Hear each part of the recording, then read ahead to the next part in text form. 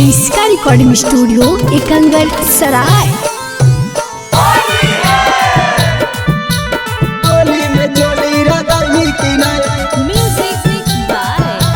Presented by किसका films. बोले बोले गे माला होली में चोली रंगाई की नहीं, बोले बोले गे माला होली में चोली रंगाई की नहीं,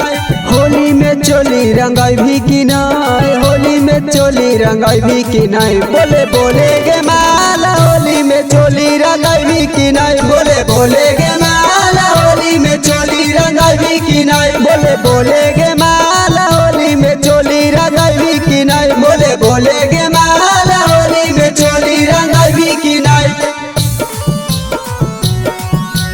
होली में चोली रंगाई की नहीं, होली में चोली रंगाई की नहीं, बोले बोले गे माला होली में चोली रंगाई की नहीं, बोले बोले गे माला होली में चोली रंगाई की नहीं, कि आगे जानू ले के पियारा करंगा रंगवा गलिया तोर, कि आगे जानू के करो नहीं कहब किधर करबौ नहीं सोर, किधर करबौ नहीं सोर, कि आगे जानू ले के पियारा करंगा रंगवा गलिया तोर, कि आगे जानू के करो नहीं कहब किधर करबौ नहीं सोर,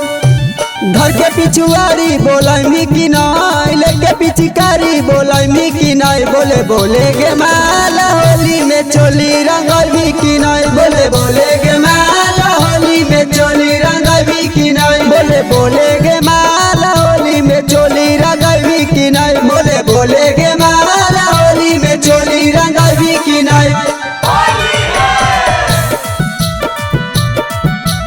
होली में चोली रंगाई की नाई, इसका रिकॉर्डिंग स्टूडियो एकंगर सराय। कि आगे जानू के तना करमी माना बतिया माना बहु नहीं तोर, कि आगे जानू ले के पियारा करंगा रंग बहु गलिया तो, कि आगे जानू के तना करमी माना बतिया माना बहु नहीं तोर, कि आगे जानू ले के पियारा करंगा रंग बहु गलिया तो,